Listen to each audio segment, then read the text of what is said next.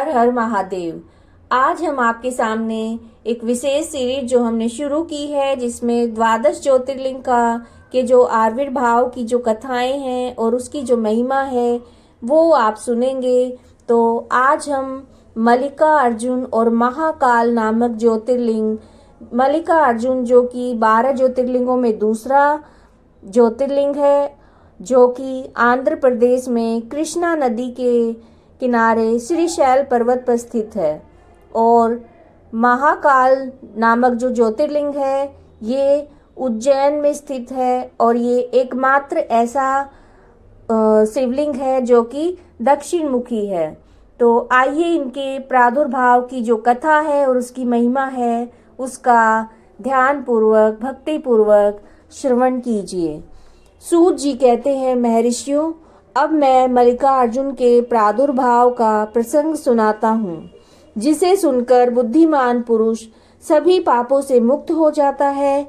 जब महाबली तारक शत्रु शिवापुत्र कुमार कार्तिकेय सारी पृथ्वी की परिक्रमा करके फिर कैलाश पर्वत पर आए और गणेश के विवाह आदि की बात सुनकर क्रोंच पर्वत पर चले गए।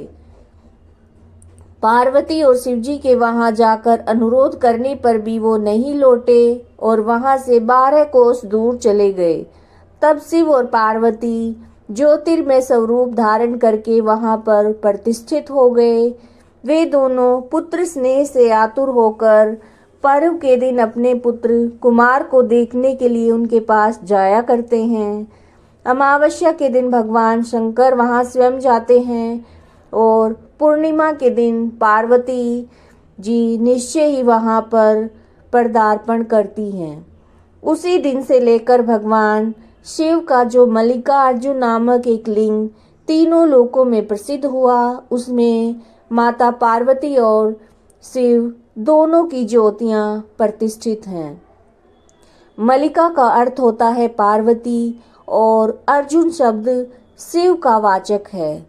उस लिंग का जो दर्शन करता है वह समस्त पापों से मुक्त हो जाता है और संपूर्ण अभिष्ट को प्राप्त कर लेता है। इसमें जरा भी संशय नहीं करना चाहिए।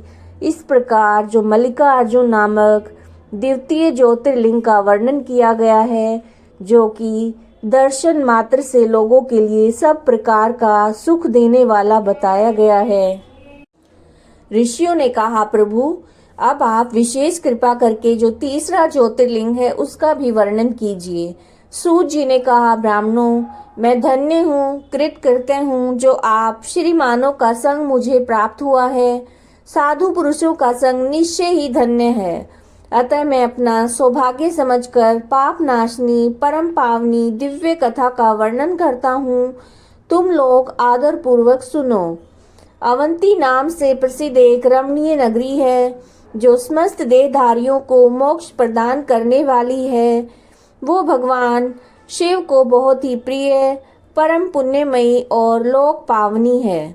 उस पुरी में एक श्रेष्ठ ब्राह्मण रहते थे जो शुभ कर्म प्रायण, वेदों के स्वाध्याय में संलग्न तथा वैदिक कर्मों के अनुष्ठान में सदा तत्पर रहने वाले थे। वे घर में अग्नि की स्थापना करके प्रतिदिन अग्निहोत्र करते और शिव की पूजा में तत्पर रहते थे। वे ब्राह्मण देवता प्रतिदिन पार्थिव शिवलिंग बनाकर उसकी पूजा किया करते थे। वेद प्रिय नाम के वे ब्राह्मण देवता सम्यक ज्ञानार्जन में लगे रहते थे। इसलिए उन्होंने संपूर्ण कर्मों का फल पाकर वह सद्गति प्राप्त कर ली जो संतों को ही सुलभ होती है। उनके शिव पूजा प्रायण 4 तेजस्वी पुत्र थे जो पिता और माता से सद्गुणों में कम नहीं थे। उनके नाम थे देवप्रिय, प्रिय मेधा, सुकृत और सुव्रत। उनके सुखदायक गुण वहां बढ़ने लगे। उनके कारण अवंती नगरी ब्रह्म तेज से परिपूर्ण हो गई। उसी समय रतनमाल पर्वत पर दूषण नामक एक धर्म द्वेषी असुर ने ब्रह्मा जी से वर पाकर वेद, धर्म और धर्मात्माओं पर आक्रमण किया। अंत में उसने सेना लेकर अवंती यानी कि उज्जैन के ब्राह्मणों पर उन्होंने चढ़ाई कर दी। उसकी आज्ञा से 4 भयानक दैत्य चारों दिशाओं में प्रलय अग्नि के समान प्रकट हो गए, परंतु वे शिव विश्वासी ब्राह्मण बंधु उनसे जरा भी नहीं डरे। जब नगर के ब्राह्मण बहुत घबरा गए, तब उन्होंने उनको आश्वासन देते हुए कहा, आप लोग भक्त वत्सल भगवान शंकर पर भरोसा रखें। यूं कहकर शिवलिंग का पूजन करके वे भगवान शिव का ध्यान करने लगे। इतने में ही सेना सहित दूषण ने आकर उन ब्राह्मणों को देखा और कहा, इन्हें मार डालो, बांध लो। वेद प्रिय के पुत्र उन ब्राह्मणों ने उस समय उस दैत्य की कही हुई वो बात नहीं सुनी, क्योंकि वे भगवान शंभु के ध्यान मार्ग में स्थित थे। उस दुष्ट आत्मा दैत्य ने जैसे ही उन ब्राह्मणों को मारने की इच्छा की, त्यों ही उनके द्वारा पूजित पार्थिव शिवलिंग के स्थान में बड़ी भारी आवाज के साथ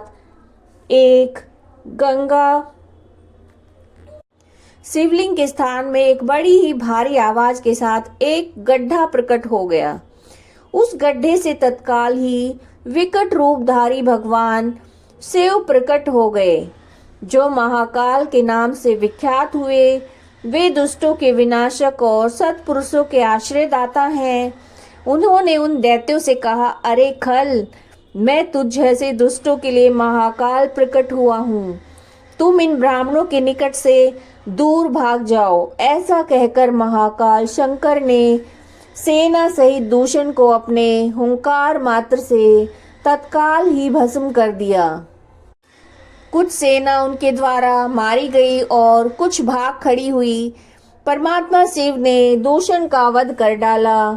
जैसे सूर्य को देखकर संपूर्ण अंधकार नष्ट हो जाता है, उसी प्रकार भगवान शिव को देखकर उनकी सारी सेना अदृश्य हो गई। देवताओं की दुंदुभियां बज उठी और आकाश से फूलों की वर्षा होने लगी। उन ब्राह्मणों को आश्वासन देकर सुप्रसन्न हुए स्वयं महाकाल महेश्वर शिव ने उनसे कहा, तुम लोग वर मांगो। उनकी वह बात सुनकर वे सभी ब्राह्मण हाथ जोड़कर भक्ति भाव से भली भांति प्रणाम करके नतमस्तक होकर बोले। द्विजों ने कहा कि हे महाकाल, हे महादेव, दुष्टों को दंड देने वाले प्रभु शंभु, आप हमें संसार सागर से मोक्ष प्रदान करें। शिव आप जन साधारण की रक्षा करने के लिए सदा या हमेशा यहीं पर रहें। हे प्रभु, हे शंभु, अपना दर्शन करने वाले मनुष्यों को आप सदा ही उद्धार करें। सूत जी कहते हैं, महर्षियों, उनके ऐसा कहने पर उन्हें सद्गति देकर भगवान शिव अपने भक्तों की रक्षा के लिए उस परम सुंदर गड्ढे में स्थित हो गए। वे ब्राह्मण मोक्ष पा गए। वहां चारों ओर की एक एक कोस भूमि लिंग रूपी भगवान शिव का स्थल बन गई। वे शिव भूतल पर महाकालेश्वर के नाम से विख्यात हुए। ब्राह्मणों, उनका दर्शन करने से स्वप्न में भी कोई दुख नहीं होता। जिस जिस कामना को लेकर कोई उस लिंग की उपासना करता है, उसे अपना मनोरथ प्राप्त हो जाता है और परलोक में भी मोक्ष मिल जाता है।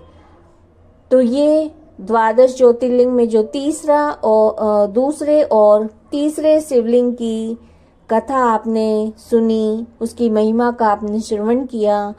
अगर आपको ये वीडियोस पसंद आ रही हैं तो आप इन्हें लाइक कीजिएगा, चैनल को सब्सक्राइब कीजिएगा और कमेंट में हर हर महादेव जरूर लिखिएगा। हर हर महादेव।